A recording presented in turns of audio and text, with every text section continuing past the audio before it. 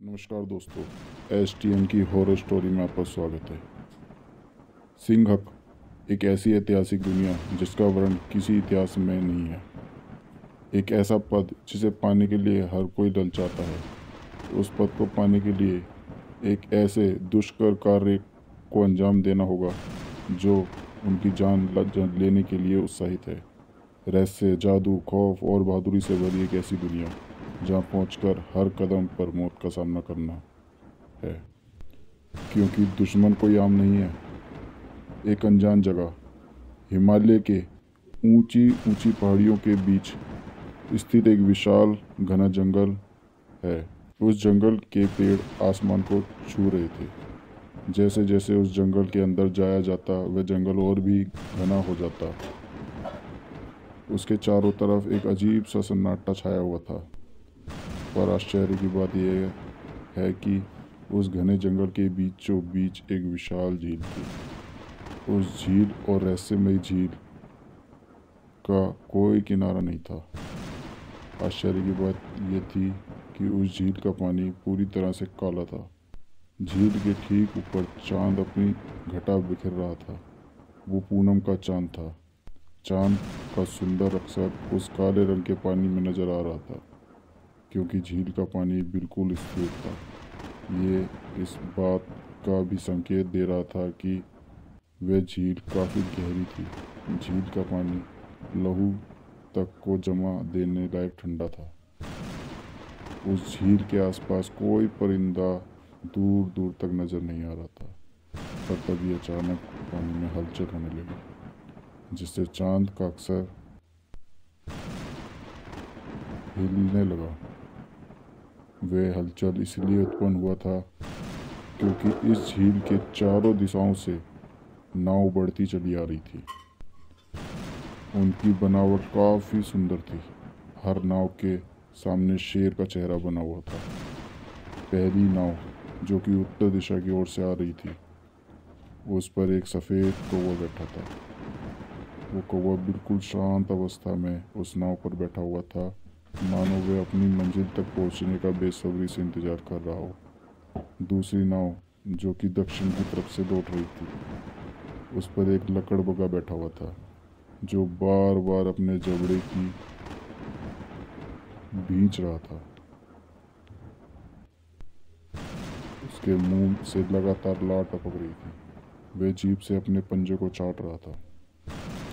तीसरी नाव, जो कि पूर्व से आ रही थी, उस पर एक विशाल नेवला बैठा हुआ नजर आ रहा था, जिसकी आंखें बिल्कुल लाल थी और मुख खून से भरा हुआ था, जिसे साफ साफ पता चल रहा था कि उसने हाल ही में किसी सांप का शिकार किया था। चौथी नाव तेजी से पश्चिम की तरफ से आ रही थी।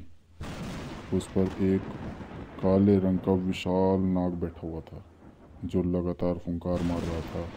उसके माथे पर एक मणि चमक रही थी, जिस चमक से वह पूरी जगह उजाले में भर चुकी थी। वे चारों नाव उस रहस्यमय झील के एकदम बीचों बीच आकर रुक गई।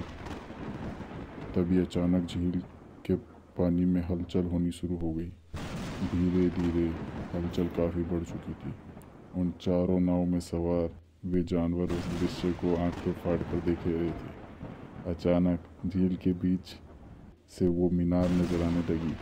धीरे धीरे वे मीनार ऊपर उठते चली गई।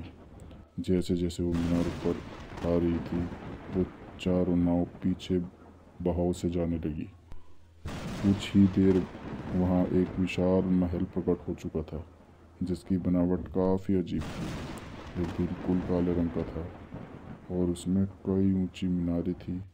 वह रहस्यमय महल काफ़ी डरावना लग रहा था, क्योंकि महल के ऊपरी हिस्से में कई जंगली जानवरों की मूर्तियाँ बनी हुई थी। धीरे धीरे वह पूरा महल उस जल के ऊपर प्रकट हो चुका था। ये चारों नाव अब दूर तक जा चुकी थी। जब पानी का बहाव कम हुआ, फिर से एक बार चारों नाव उस महल की तरफ बढ़ने लगी। उस महल के पास आकर वे चारों नाव रुक गई। धीरे धीरे चारों जानवर नाव से उतरकर उस महल में जाने लगे। अंदर का नज़ारा काफ़ी रहस्यमय था, क्योंकि वो एक नाव में 4 बंदे कोई मामूली नहीं थे। उस महल का रहस्यमय न्याय भवन लग रहा था, जहाँ मुजरिम को सजा दी जाती थी। कुछ अजीब चेहरे वाले सैनिक, एक भयानक चेहरे वाला इंसान जो कि रस्सियों से बांधे खड़े थे, सभा में काफ़ी इकट्ठा थे और काफ़ी शोरगुल हो रहा था। इसे मौत की सज़ा दो, इसे मौत की सज़ा दो। इसके पापी को केवल एक ही सज़ा दी जानी चाहिए, इसने इतने लोगों की जान ली है। सामने एक विशाल सिंहासन था, जिसका रंग पूरी तरह से काला था और उसके ऊपर एक गरुड़ की आकृति बनी हुई थी, जिसके पंख खुले हुए थे। उस सिंहासन पर एक लंबा चौड़ा इंसान बैठा हुआ था, जिसके बाल बिल्कुल उजले रंग के और लंबे थे। चेहरे पर सफ़ेद दाढ़ी, मूछ और एक विशेष तेज मौजूद था। उसने बिल्कुल काले रंग के कपड़े पहने हुए थे। उसके माथे पर एक सोने का मुकुट था, जिसकी चमक चारों तरफ बिखरी हुई थी। उसका पहनावा देखकर पता चल रहा था कि वो यहाँ का न्यायाधीश था। उसने अपने हाथों में पकड़े हुए गरुड़ मुख वाले न्याय डंडे को उठाया। उसके साथ ही वहाँ बिल्कुल शांति छा गई। फिर उसकी दमदार आवाज़ गूंजी, इसकी सुनवाई पूरी होती है।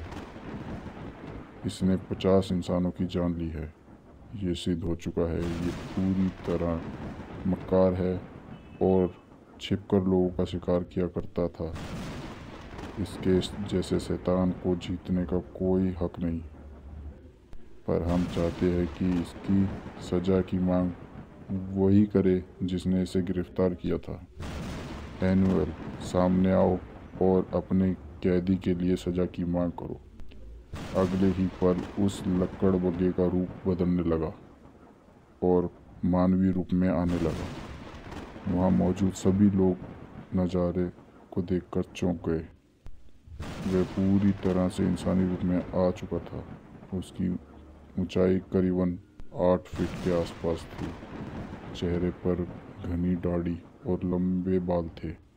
हाथ में एक फरसा पकड़े हुआ वह दरबार के बीचों बीच आकर खड़ा हो गया। उसने आते के साथ अपने घुटनों के बल बैठकर अपना हाथ सीने पर रखकर कहा, गोलम को मेरा प्रणाम।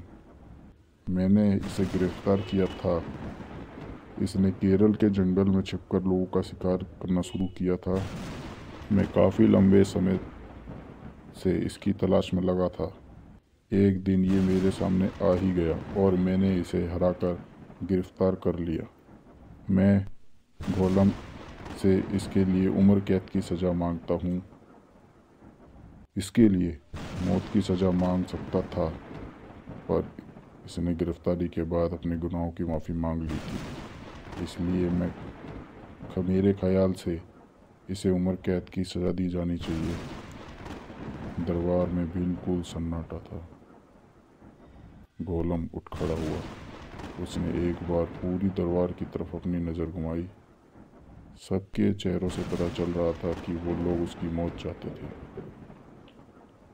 गोलम ने अपनी तलवार ऊपर उठाई और अपनी दमदार आवाज़ में कहा, सारी दलीलें और सबूतों को सुनने के बाद हम ये निर्णय लेते हैं कि इस शैतान की गर्दन इसके धड़ से अलग कर दी जाए, ताकि इसकी मौत एक ही झटके में हो सके। इसकी माफ़ी के कारण इसकी सज़ा को इतना आराम से किया जाता है। अगले ही पल पूरे दरबार में एक साथ लोगों की आवाज़ गूंज उठी, गोलम महाराज की जय, गोलम महाराज की जय। महाराज, आपका निर्णय अटल है। वे शैतान अपना सर झुकाए खड़ा था। कुछ देर बाद सैनिक उसे पकड़कर दरबार से बाहर ले गए। कुछ देर बाद ही दरबार पूरी तरह से खाली हो चुका था। सिर्फ वहाँ गोलम और उसके 4 जानवर खड़े थे, जिन्होंने अब अपनी असली रूप इंसानी के रूप में आ चुके थे। लकड़बगा अब एनुअल था, सफ़ेद कौवा जिसका पूरा शरीर बिल्कुल दूध की तरह उजलता था। वे अब एक सुंदर स्त्री थी जिसका नाम एंजिला था। नेवला एक पुरुष के रूप में खड़ा था। उसकी चौड़ी छाती, कद करीबन 8 फीट का था और बाल उसके छोटे थे। उसका नाम वीरा था। वे काला नाग अब एक काले रंग के इंसान में बदल चुका था और उसके माथे की मणि अब तिलक के रूप में बदल चुकी थी। उसके बाल घुंघराले थे। उसका नाम सारपट था। चारों ने एक साथ अपना सर झुकाया हुआ था। सर झुकाते हुए बोले, पिताजी महाराज को हमारा प्रणाम। पिताश्री, आपने हम चारों को बुलाया था, इसलिए हम लोग वापस आ चुके हैं। गोलम, जो कि आपने सिंहासन पर बैठा हुआ था, अब वो खड़ा हुआ और उन चारों से कहा, तुम चारों अपना अपना स्थान ग्रहण कर सकते हो। और अभी हम गोलम नहीं बल्कि तुम्हारे पिता सिंघक है। हमने तुम सभी को एक बहुत ही ज़रूरी काम के लिए बुलाया है।